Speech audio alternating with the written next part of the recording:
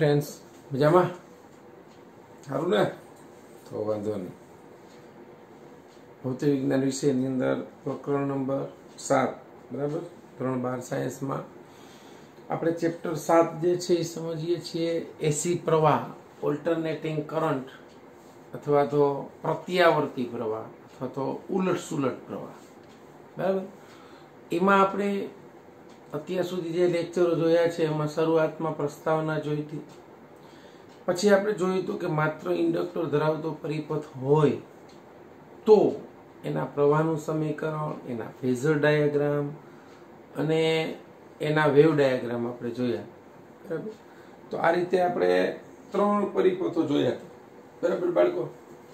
એકવાર સમજી લ્યો ફરીથી, આ માત્ર અવરોધ ધરાવતો પરિપથ હોય, માત્ર ઇન્ડક્ટર ધરાવતો પરિપથ હોય કે માત્ર કેપેસિટર ધરાવતો પરિપથ હોય। આ માત્ર અવરોધ છે, આ માત્ર ઇન્ડક્ટર છે, માત્ર કેપેસિટર છે। રેડી? અહીંયા આપણે વોલ્ટેજ તો બધી જગ્યાએ લેતા હતા Vm sin omega T, V બરાબર Vm sin omega T, V બરાબર Vm sin ઓમેગા ટી। આ વોલ્ટેજનું મહત્તમ મૂલ્ય છે બરાબર, સમજો। હવે અહીંયા માત્ર અવરોધ જોડેલો હોય ને બરાબર, ત્યારે એનો અવરોધ જે છે એ R હતો જેનો એકમ ઓહમ છે, ત્યારે આનો ઇન્ડક્ટિવ રિએક્ટન્સ L હતો, XL એટલે ઓમેગા L અથવા તો 2πfL, આનો એકમ ઓહમ છે, એને એનો ઇન્ડક્ટિવ રિએક્ટન્સ કહેવાય। એ રીતે કેપેસિટર માટે inductive capacitance is equal two 1/ωc અથવા તો 1/2πfCR। રેડી? હવે અહીંયા આપણને ખબર છે કે I અને V સમાન કળામાં હોય। ત્યાં એકવાર રિવિઝન થઈ જાય તમારે, જોજો। ઇન્ડક્ટર માટે I એ V કરતા π/2 જેટલો પાછળ,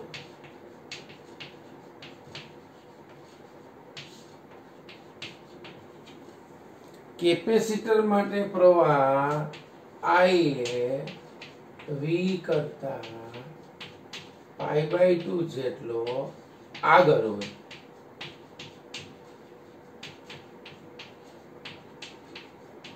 બરાબર? આ ખબર પડી। હવે આનો પ્રવાહનો અને પછી આનો પાવર કેટલો હતો તો કે VI જેટલો બરાબર, અથવા તો I²R જેટલો અથવા તો V²/R જેટલો।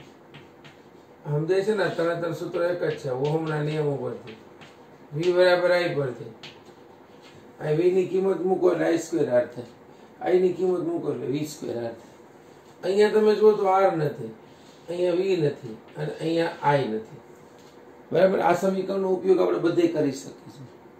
આનો સરેરાશ પાવર એટલો થયો, ઇન્ડક્ટર માટે સરેરાશ પાવર 0 થાય, કેપેસિટર માટે સરેરાશ પાવર 0 થાય। આ આપણે જોયું, કારણ કે એક આવર્તન પૂરું કરે ને ત્યારે પાવરની આવૃત્તિ બહુ ડબલ હોય। અર્ધ ચક્ર દરમિયાન ધન ઋણ થઈ જાય, બીજા અર્ધ ચક્ર દરમિયાન ધન ઋણ થઈ જાય, એટલે એકવાર શોષાય તો બીજી વખત વિસર્જન અથવા તો ઉત્સર્જન થાય, શોષણ વિસર્જન થઈ જાય તો ટોટલ પરિણામી પાવર ઇન્ડક્ટર અને કેપેસિટર જોડેલા હોય ત્યારે 0 બરાબર, સમજો। જે આપણે આગળ જોશું, જ્યારે પરિપથમાં ઇન્ડક્ટર અને કેપેસિટર જોડેલા હોય ત્યારે પરિપથનો પાવર વ્યય શૂન્ય મળે, અને પાવર વ્યય શૂન્ય થાય ને, પાવર વ્યય શૂન્ય એટલે પાવર નથી બરાબર। જ્યારે પાવર વ્યય શૂન્ય તો પાવર હાજર નથી ત્યારે પસાર થતા પ્રવાહને વોટલેસ પ્રવાહ કહેવાય। વોટલેસ પ્રવાહ, વોટ એટલે પાવર, લેસ નહીં, પાવર નો હોય ને, લેસ એટલે નથી એવું એમ। જ્યારે પાવર નો હોય ત્યારે પ્રવાહ પસાર થાય ને વોટલેસ પ્રવાહ કહેવાય, આપણે આગળ જોશું। ઓકે, આ અવરોધ માટે આપણને ખબર છે કે એટલું મળે। આ બધા સૂત્રોનો ઉપયોગ કરીને આજે આપણે દાખલા ગણવાના છે સ્વાધ્યાયના 5 દાખલા છે, આને રિલેટેડ છે બરાબર। ઓકે, હવે તો આનું પ્રવાહનું સમીકરણ મારે લખવું હોય તો I = Vm V/R લખી શકું। બરાબર. અહીંયા અવરોધ લખવાનો, અહીંયા મારે અવરોધ માટે પ્રવાહ છે, એના વોલ્ટેજ છે. ઇન્ડક્ટર માટે લખું તો IL ઇઝ ઇક્વલ ટુ એના વોલ્ટેજ VL એના છેદમાં અહીં લખશું XL અથવા તો ઓમેગા. કેપેસિટર મારે લખવું હોય માટે તો IC is equal two VC એના છેદમાં 1/ωc અથવા તો XC અથવા તો VC ઓમેગા C અથવા તો VC 2πfc. આના દાખલા આપણે બધે ગણ્યા બરાબર છે. સ્વાધ્યાયના દાખલાને રિલેટેડ છે એટલા સૂત્રો ખાસ મગજમાં બેસાડવાના છે. અત્યાર સુધી જે આપણે 3 થિયરી ભણ્યા, માત્ર અવરોધ ધરાવતો પરિપથ, માત્ર ઇન્ડક્ટર ધરાવતો પરિપથ અને માત્ર કેપેસિટર ધરાવતા એસી પરિપથ માટે તમને કંઈ પણ પૂછે તો આવડી જવું જોઈએ. ક્લિયર? એટલું ફરીવાર એક વખત જોઈ લ્યો, મગજમાં બેસાડી લ્યો, આ વેવ ડાયાગ્રામ જોઈ લ્યો. હજી આપણે આગળ અને પછીની નેક્સ્ટ થિયરી જે છે એ આવશે LCR શ્રેણી પરિપથ. LCR એટલે ઇન્ડક્ટર, કેપેસિટર અને અવરોધનું સંયોજન હોય, ત્રણે ત્રણ હોય. તો આના ઉપરથી આપણે એવું કહી શકીએ 3 હોય તો 2 હોઈ શકે ને. જો LR પરિપથ બને, LC પરિપથ બને, CR પરિપથ બને. એક તો આ થઈ ગયા. એટલે હવે આ ત્રણે ત્રણ શ્રેણીમાં, આ 2 શ્રેણીમાં એની હારે AC વોલ્ટેજ જોડેલો હોય. જેમાં એકલો અવરોધ છે ને ઇન્ડક્ટર ભેગો હોય અહીંયા અને જોડેલો છે, આ 2 શ્રેણીમાં હોય. પછી આ 2 સમાંતરમાં હોય. તો અત્યારે આ 3 શ્રેણીમાં, એટલે જો 3 પરિપથ ઇન્ડિવિજ્યુઅલ મળ્યા, બરાબર? સમજજો, 3 પરિપથ આનું સંયોજન શ્રેણી જોડાણ મળે, 3 પરિપથ આના સમાંતર જોડાણ મળે. અને ઇન્ડક્ટર ને અવરોધ અહીંયા શ્રેણીમાં જોડેલા હોય, પાસે સમાંતરમાં જોડેલા હોય અને એસી વોલ્ટેજ લાગુ પડેલો હોય. એ આપણે નેક્સ્ટ લેક્ચર જ્યારે લઈશ ત્યારે તમે સમજાવીશ. તો 3 હવે એવું બને કે આ 2 શ્રેણીમાં હોય, એની હારે સી સમાંતરમાં. સમજાયું? તો એવા 3 કે 6 કેસ બનશે. એટલે એવા લોટ્સ ઓફ કેસ જે છે એ તમને મળી શકે. બરાબર? એનો પરિણામી અવરોધ મળે એને ઇમ્પિડન્સ કહેવાય. એની ચર્ચા આપણે નેક્સ્ટ લેક્ચરમાં કરીશું. ચાલો એટલું જોઈ લ્યો, પછી દાખલા ગણીએ.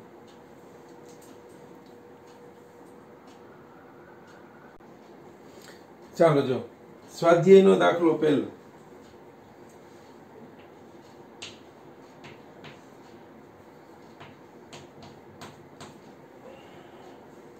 બસો વોલ્ટ, અહીંયા 200 વોલ્ટ નથી, એ VRMS આપણને આપ્યું છે. 220 વોલ્ટની ગણતરી કરજો. આવૃત્તિ 50 હર્ટ્ઝ છે. F = 50 hertz.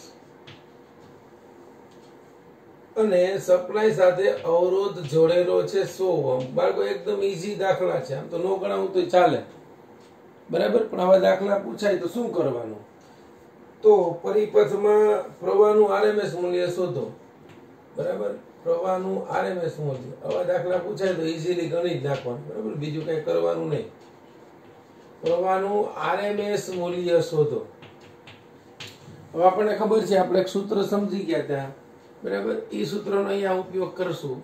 એટલે આપણે આની અત્યારે જરૂર નહીં પડે, આના પછીના દાખલામાં કદાચ પડે. VRMS = VM/√2 and IRMS = IM/√2. બરાબર? પણ અહીંયા આપણે શું છે ભાઈ? પ્રવાહનું મૂલ્ય. તો માત્ર અવરોધ ધરાવતા પરિપથ માટે. કેવા? માત્ર અવરોધ છે, માત્ર અવરોધ ધરાવતા પરિપથ માટે પ્રવાહનું મૂલ્ય એટલે IRMS થયું. કેટલું થશે ભાઈ? તો કે IRMS = VRMS એના છેદમાં R. VRMS જ આપ્યું છે આપણે 220 એના છેદમાં I100. એટલે આપણને IRMS મળી ગઈ 2.2 એમ્પિયર. એટલે પરિપથનું IRMS મૂલ્ય આપણને મળ્યું 2.2 એમ્પિયર. બરાબર? પેલું કામ પૂરું થઈ ગયું. હવે બહુ સિમ્પલ. આના પછી શું કીધું? એક ચક્ર દરમિયાન ખર્ચાતો કુલ પાવર કેટલો? B. એક ચક્ર દરમિયાન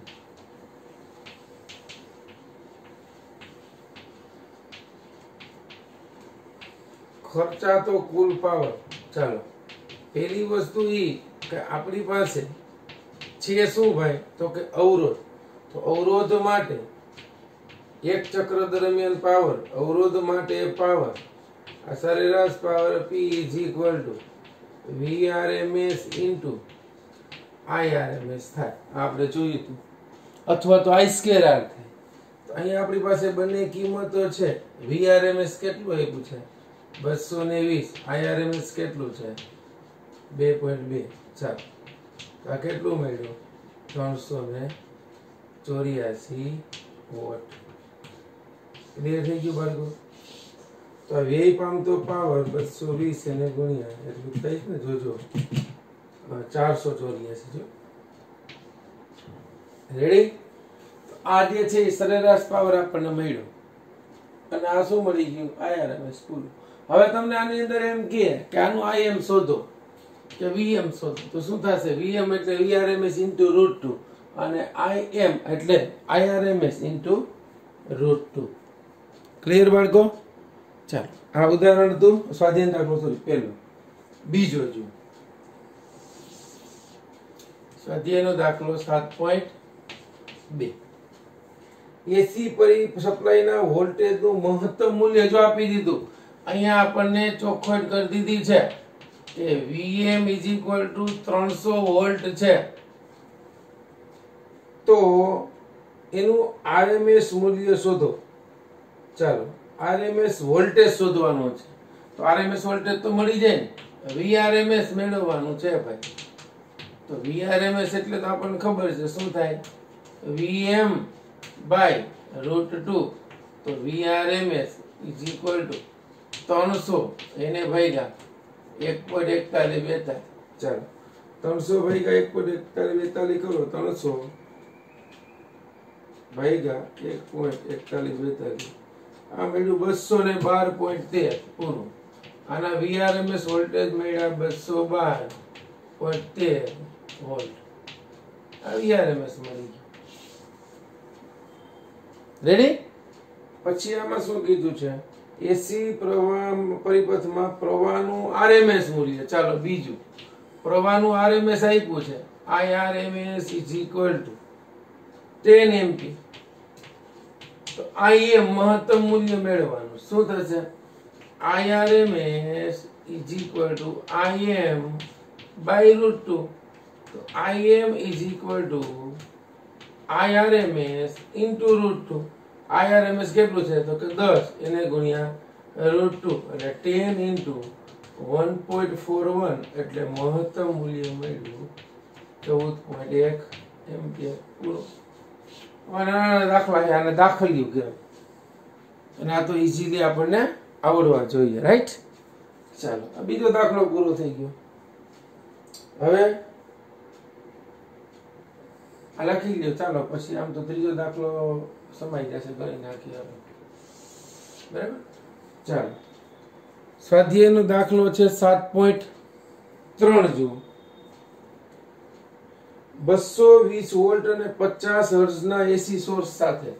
ચાલો, 7.3. ચોખ્ખોટ નથી કરી એટલે VRMS જ આપ્યું છે 220 વોલ્ટ.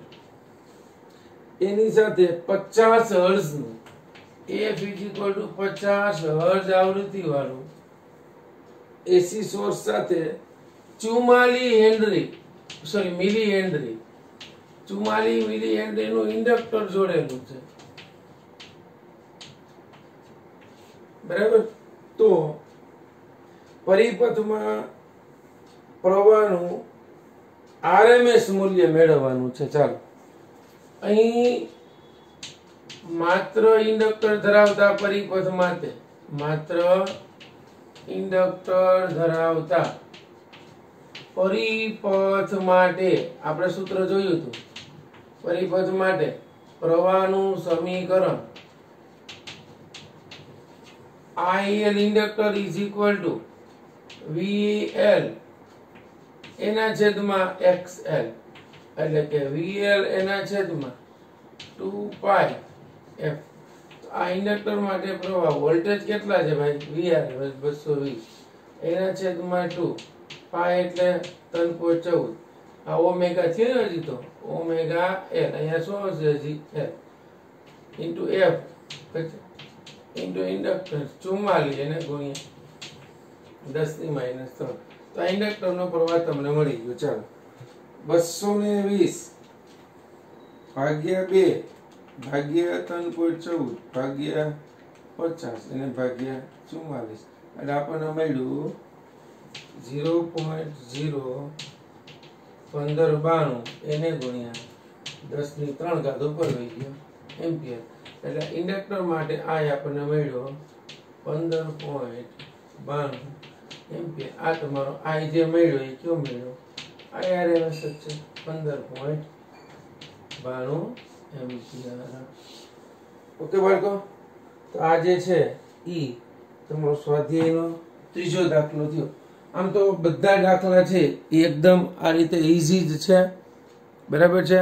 ખાલી સૂત્રો યાદ રાખવાના, થોડાક કિંમત મૂકો એટલે ફટફટ કરતો આન્સર આવી જાય.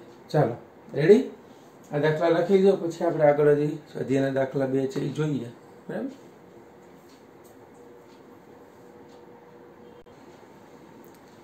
ચાલો સ્વાધ્યાયનો દાખલો 7.4. આમ તો આ દાખલા ગણાવવાના હોય નહીં, બરાબર, તમને આવડી જ જવા જોઈએ. 110 વોલ્ટ એટલે આપણને વોલ્ટેજ આપ્યા, લે ચોખવટ નથી કરી એટલે VRMS જ છે 110 વોલ્ટ અને 60 હર્ટ્ઝ ના એસી સોર્સ સાથે F = 60 હર્ટ્ઝ નો એસી સોર્સ સાથે 60 માઇક્રોફેરાડ એનું કેપેસિટર જોડેલું છે,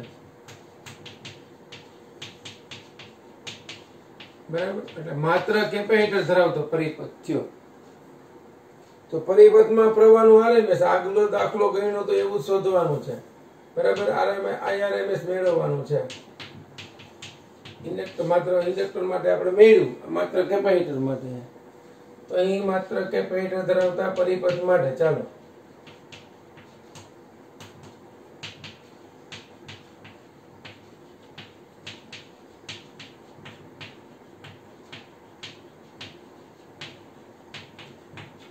પ્રવાહ જે છે I = V ના છેદમાં XC અથવા તો V ના છેદમાં XC એટલે 1/ωc = V આ ઇન્ડક્ટરમાં કેપેસિટર માટે VC ωc. એટલે અહીંયા IRMS આપણને મળી ગયું VC 2πf × C. I = અને વોલ્ટેજ કેટલા છે? કેપેસિટરના 110 એને ગુણ્યા 2 પાઈ એટલે 3.14. આવૃત્તિ કેટલી છે? 60 હર્ટ્ઝ અને કેપેસિટન્સ 60 × 10⁻⁻6. ચાલો આનું સાદું રૂપ આપો 110 વોલ્ટ એને ગુણ્યા 2 એને ગુણ્યા 3.14 એને ગુણ્યા 60 એને ગુણ્યા 60 એટલે આપણને મળ્યું I = 248,688,0 એને ગુણ્યા 10⁻⁻6 એટલે I મળ્યું 2.49 એમ્પિયર. આ કેપેસિટર માટે IRMS મળી ગયું 2.49 એમ્પિયર. રેડી બાળકો, તો આ કેપેસિટર માટે IRMS પ્રવાહનું મૂલ્ય આપણને મળી. ચાલો 7.5.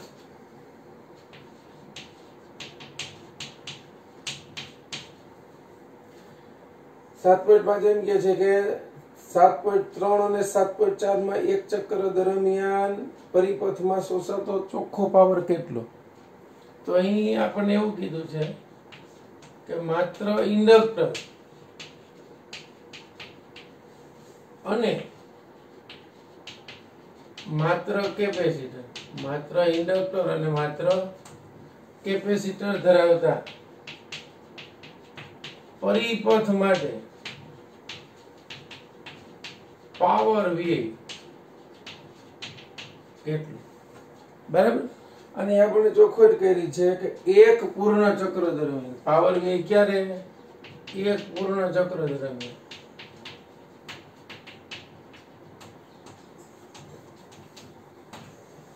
હવે આપણને ખબર જ છે કે માત્ર ઇન્ડક્ટર ધરાવતો પરિપથ હોય અને એસી વોલ્ટેજ લાગુ પાડેલા હોય, કે માત્ર કેપેસિટર ધરાવતો પરિપથ હોય અને એને એસી વોલ્ટેજ લાગુ પાડેલા હોય, તો આના વોલ્ટેજનું સૂત્ર Vm sin ઓમેગા t થાય.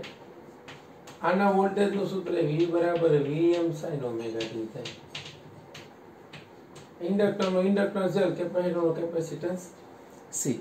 અહીંયા સમય સાથે t બરાબર t સમયે પ્રવાહ પસાર કરો તો સંકર પ્રવાહ I લઈએ આપણે, એને સંકર પ્રવાહ કહેવાય. બરાબર. I.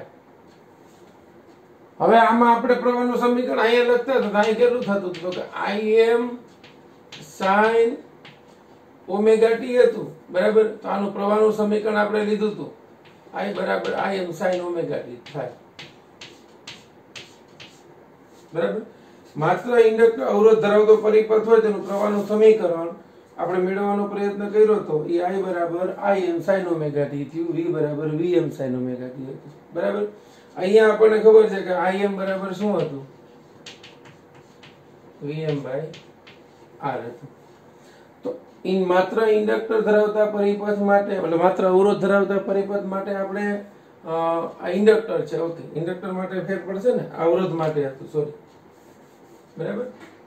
ઇન્ડક્ટર માટે શું થશે? અહીંયા I બરાબર minus Im cos omega t. જે Im બરાબર શું હતું? તો કે Vm ના છેદમાં XL. રેડી? અહીંયા પ્રવાહનું સમીકરણ I બરાબર શું હતું? તો કે Im અહીંયા આપણે લખી સીધું cos ઓમેગા t હતું. યાદ કરો, અહીંયા માઈનસ cos ઓમેગા t હતું ને, એના બરાબર આપણે શું લખ્યું હતું? તો કે sin ઓમેગા t માઈનસ પાઈ. આવું હતું. અને અહીંયા cos ઓમેગા t બરાબર શું લખ્યું હતું? તો કે sin omega t plus pi by 2. આ બધું રિવિઝન થાય એટલે લખું છું આ, બાકી કે મને લખવાની જરૂર નથી. મને તમને બેન ખબર છે કે ઇન્ડક્ટર ને કેપેસિટર ધરાવતા પરિપથ માટે પાવર બે એકાવતકાળ દરમિયાન 0 થાય. પણ તમારી પાસે ક્લિયર થાય કે I નું સમીકરણ આ હતું, V નું I નું આ હતું. આનું એકાવતકાળ પરનો સરેરાશ પાવર આપણને કેટલો મળતો હતો? 0. કેમ?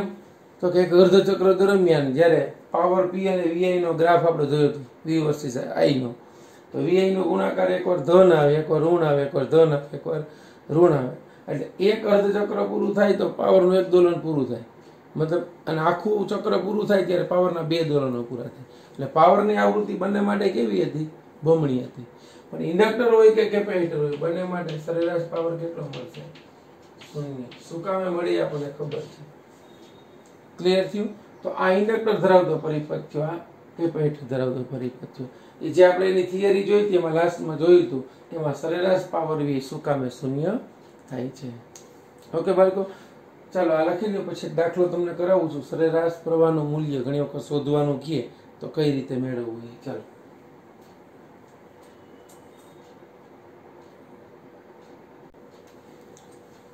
ચાલો અહીંયા આપણે સરેરાશ પ્રવાહનું મૂલ્ય તો શોધતા શીખી ગયા. સરેરાશ મૂલ્ય કેમ લેવાનું? ચાલો જો, આપણને ખબર છે કે કોઈ પણ રાશિનો સરેરાશ એટલે આપણે integration of I into dt એના છેદમાં ઇન્ટિગ્રેશન ઓફ dt. અમે તમને વ્યાપક સૂત્ર પહેલા લેક્ચરમાં કીધું હતું. અહીંયા આપણને ધ્યાન આપજો, દાખલો એવો પૂછ્યો છે કે એક વિદ્યુત પ્રવાહ, બરાબર, એક વિદ્યુત પ્રવાહ આપણને કીધો છે કે 12 એમ્પિયરના ડીસી પ્રવાહ, એટલે આપણને એક પ્રવાહ ડીસી આપ્યો છે I1, 12 એમ્પિયર ડીસી પ્રવાહ છે. અને બીજો પ્રવાહ જે છે I is equal to I2 છે, ટૂંકમાં I is equal to 9 sin omega t ampere. આ પ્રવાહ એસી પ્રવાહ છે અને આ ડીસી છે. તો આપણને શું કીધું છે? નો એક બનેલો છે, બરાબર, એક વિદ્યુત પ્રવાહના ડીસી અને એસી પ્રવાહ. તો પરિણામી પ્રવાહનું સૂત્ર લખો. પહેલા તો અહીં t સમયે પરિણામી પ્રવાહનું સૂત્ર લખવું તો t સમયે પરિણામી પ્રવાહ, જો સરેરાશ પ્રવાહ હજી નથી મેળવ્યો, પરિણામી પ્રવાહ એટલે બેયનો સરવાળો થશે. t સમયે પરિણામી પ્રવાહ I is equal to I1 plus I2 એટલે 12 plus 9 sin ઓમેગા t. આ તમને કુલ પ્રવાહ મળ્યો છે આપણે, બરાબર. હવે આપણને આનું RMS મૂલ્ય કીધું, બરાબર, સમજજો. હવે પ્રવાહનું IRMS મૂલ્ય કીધું, તો પ્રવાહનું IRMS મૂલ્ય એટલે આપણે શું થશે? તો કે આનું IRMS મૂલ્ય મેળવવું, ધ્યાન આપજો. સરેરાશ મૂલ્ય પછી એનું વર્ગમૂળ.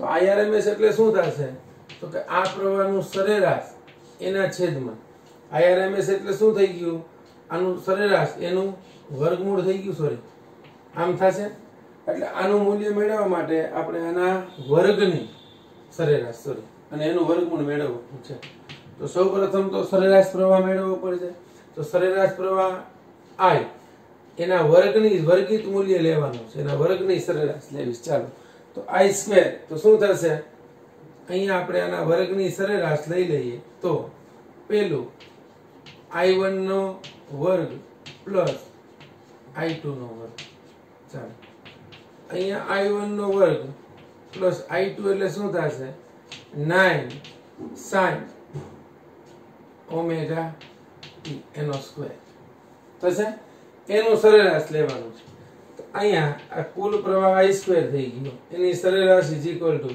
અલગ લઈ લઈ I1 સ્ક્વેર ની સરેરાશ લઈ લઈએ પ્લસ અહીંયા કેટલી લેશું 9 નો વર્ગ એટલે 81 અહીંયા થશે sin સ્ક્વેર ઓમેગા t બરાબર તો I square is equal two I1 square એટલે I1 9 છે તો અહીંયા શું થશે 12 નો વર્ગ આ તો મૂલ્ય જ છે સમય સાથે નથી બદલાતું એનું સરેરાશ મૂલ્ય એટલું જ રહેશે અહીંયા શું થશે 81 તો 81 અચળ છે બહાર કાઢ લઈ અહીંયા થશે sin સ્ક્વેર નું શું લખશું આપણે sin સ્ક્વેર થીટા નું સૂત્ર આપણને ખબર છે 1 માઈનસ cos થીટા થશે કે 1 પ્લસ થશે sin સ્ક્વેર ઓમેગા t નું સૂત્ર આપણે ભણી ગયા 1 minus cos 2 omega t by 2 આનું સરેરાશ લેવું પડે બરાબર ચાલો હવે તો કે I square is equal two આ 12 નો વર્ગ એટલે કેટલો થશે 144 પ્લસ આ cos ઓમેગા t એટલે અહીંયા તમે આમ કરો તો આમ થશે 81 અહીંયા 1 minus cos 2 omega t by 2 એટલાની સરેરાશ લેવાની છે આપણે અહીંયા I square is equal to I 144 plus 81 અહીંયા આની સરેરાશ 1/2 જ આવશે આની સરેરાશ જે છે ને એ 0 થશે બરાબર તો I square is equal to 144 plus 81 by 2 એટલે I square is equal to 144 plus 40.5 એટલે I square is equal to 184.5 આ તમને મળ્યું I નું વર્ગની સરેરાશ મળી હવે આપણે જોઈએ છીએ IRMS તો IRMS એટલે આનું વર્ગમૂળ લઈ લ્યો